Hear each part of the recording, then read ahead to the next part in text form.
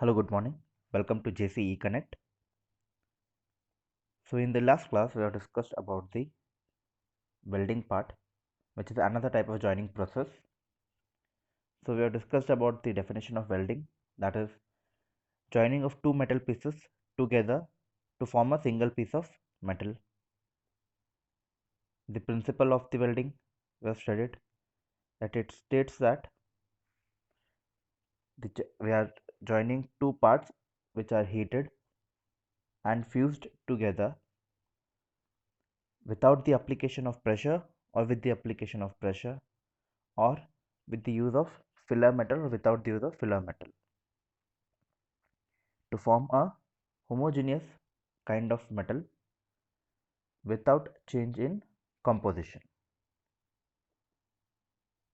Then we saw the classification of welding process where we discussed about the different types of welding process, that is gas welding, resistance welding, arc welding, Dewar welding and solid state welding, and that are classified in different type of welding processes. We have also discussed about the types of welding, that is pressure welding and fusion welding, where pressure welding is also known as plastic welding, where we are heating the parts to a plastic state and we are fusing them together by applying some external pressure. So the examples are resistance welding, and we have also seen another type of welding is fusion welding, where it is a non-pressure welding and both the metals which are to be joined are heated to the molten state and later it is allowed to solidify. That is done in arc and gas welding. So we have seen some general welding procedure where how we are starting the welding the parts. So there is cleaning and the edge preparation, the clamping of the metal pieces, checking for the safety equipment, the goggles, the gloves which we are wearing, and the initially we are giving a weld, then finally we are giving a final welding, and later at the end after the welding we are removing the excess material. So this is what we have discussed in the last class. So today we'll be discussing about arc welding, which is a type of fusion welding. So arc welding is a type of welding that uses a welding power supply to create an electric arc between an electrode and the base material to melt the metals at the welding point. So an arc is created, an electric arc is created between between 2 points, that is positive and negative, through which the current is flowing continuously. And this current, whenever we are applying between two conductors, it will create an kind of spark. That spark is known as arc, electric arc. So this welding is done using electricity. That's why it is also known as electric arc welding. So this circuit of electricity is between the electrode which is there in the hand of the operator and the metal. So they can use either direct current or alternating current. So direct current is obtained by the DC generator and alternating current is given by the transformer. And there are two types of electrodes, that is consumable electrode and non-consumable electrodes. Next, so whatever welding region is usually protected by some type of shielding gas or vapor or slag, so that whatever joining we are getting, it should be strong. So to avoid the avoid the changes in the properties, we are using a shielding gas or vapor or slag. So arc welding process may be manual, semi-automatic or fully automated. So this type of welding you might have seen in some of the fabrication shops where they are producing grills. Your the desk on which you sit is made up of welding. If you see the grills at your home, the window grills, they are also made by welding. In some of the garages, you can find welding, arc welding machines. So this is kind of commonly used welding type of machine. Okay. So the next is the setup. So you can see that there is a main supply which is given to a power source. This is a DC generator or a AC transformer. So one end is connected to the electrode. This is the electrode holder and this is the electrode led, and another end is connected to the working clamp on which you want to work. So there is a chipping hammer and wire brush which are given at the end to remove the excess material which is formed during welding. So due to the current flowing through this is positive we can say, and this is negative, and there is a flow of current. Whenever we touch this electrode to the workpiece, there is a arc created over here because of change in, when this is not continuously connected to this, it is connected intermediately and removed. So because of which there is the creation of this spark. So this is arc welding diagram. So if this is the base metal to which I have to weld. So two metals are placed beside each other and there is a gap provided. So what happens is, so this metal has to be welded from this end to this end. So there is another metal beside it. So whenever the electrode which is there, when it is brought near the metal, so what happens is this plate is connected to another type of anode and this is cathode. So positive and negative flow will create a complete electric circuit. So when they are creating an electric circuit, so what happens is there is a spark generated or arc generated.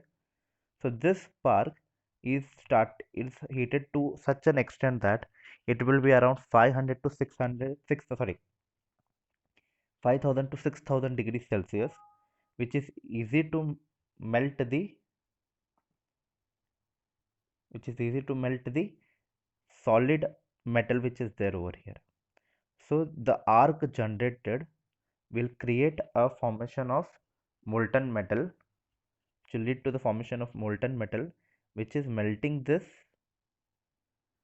metal at the joint point. Okay, at the, or we can say it at the junction. So the electrode is dragged from this end to the another end. So during that, what happens is whatever core is there, it will start burning and it will start forming an arc and start mixing with the molten metal. So there are formation of globules of molten metal and slag. And there are two types of electrode which we'll be studying now. So and there is also a molten weld pool where the molten metal is getting created, and when we remove that electrode from one end to another end after dragging it, so what happens is a molten metal which is there, it will start forming to become solidify because of cooling. So the joint is formed. So the working principle, as we have discussed in the previous slide, so there is electrode or welding torch is made as cathode with which we are doing the welding. and workpiece is made up of anode, as I said. On passing AC or DC current to the cathode, the electron break loose and get attracted to anode. So there is a complete circuit forming. When the circuit is removed, the arc is not there. When the arc are given, the arc is forming a kind of spark. You might have seen this in some of the fabrication shops, that there is a spark coming out at the end, and they are wearing some type of gloves or and some type of glasses, so that whenever they supply it, there is spark created, and whenever it is removed, the spark is gone, so that when they touch the metal piece, they are creating an arc, that is, they are creating a spark which is so much hot that it is melting the metal pieces and joining them together. So fusion welding is nothing but depends on the heat. So heat which is supplied to create a molten state of the joints, and at the end it is solidified to form a joint. So this produces or liberates heat around 5000 to 6000 degrees Celsius. This heat, whatever is generated, melts the workpieces and forming a molten metal pool. At the same time, the tip of the electrode at the arc also melts and combines with the workpiece molten metal. So whatever tip is there at the electrode, it also mixes and combines with the workpiece molten metal and melts. Then a solid joint will be formed when the molten metal cools and solidifies. The flux coating on the electrode produces an inert gas shield surrounding the arc to protect the weld. So a flux coating is given to the electrode, which is forming an inert gas shield. So this inert gas shield is not allowing the air to flow through it, and it is allowing the arc to maintain its temperature and to protect the weld. So these are some kind of electrodes, and this is the electrode holder. So there are two types of electrode, that is, one is consumable electrode and another one is non-consumable electrode. So these consumable electrodes, consumable electrodes melt along the workpiece metal and fill the joints. So these are getting consumed by the heating up. These electrodes are bare or coated. There are two types of electrodes which we are saying. One is bare and one is coated with some material, or we can say flux.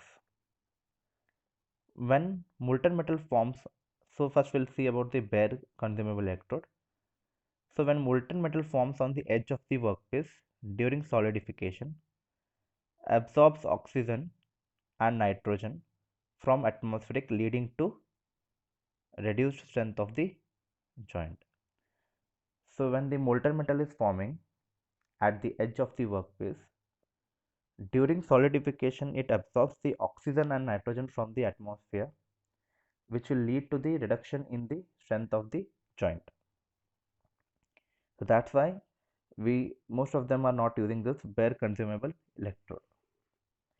But the coated electrode facilitates as the opposite of the bare consumable electrode. It does not allow the molten metal to mix with the air and oxygen, air, that is oxygen and nitrogen, by providing a gas shielding to it around the arc and allowing the weld to be stronger. It establishes and maintains the throughout the welding. So it is maintaining the protection of molten metal or the arc from the throughout the welding. There is a formation of slag over the joint, thus protects from the rapid cooling. A slag is formed, which is allowing it not to go for rapid cooling. So whenever you heat the molten metal, when it starts cooling rapidly, it will start forming a solid, it starts solidifying. So when this rate is less or fast, there's a chances that the whatever strength of the joint is there, it may not be appreciable. So that's why it is not allowed to cool very fast. In some fabrication shops, they are using water to cool it directly. They will, after heating it, they will put it in water so that it cools, and that is also known as quenching of the metal surface after joining. So another is non-consumable. Here they are using an additional filler material, and the advantage of using this type of electrode is that the amount of metal deposited by the filler rod can be controlled, which is not possible in other types of electrodes. So we can maintain the metal deposited in the by the filler rod in the non-consumable electrode. So the applications are shipbuilding, automobile and aircraft, building and bridge construction, tanks, boilers and vessel fabrications, etc. So these all are used. You can see that these are used to join the metals, and in this metals are being used. Okay, so this requires, this all fabrication application of the arc welding requires the joint of the strength should be high. That's why this type of arc welding is used. Thank you. If you have any queries, you can contact me.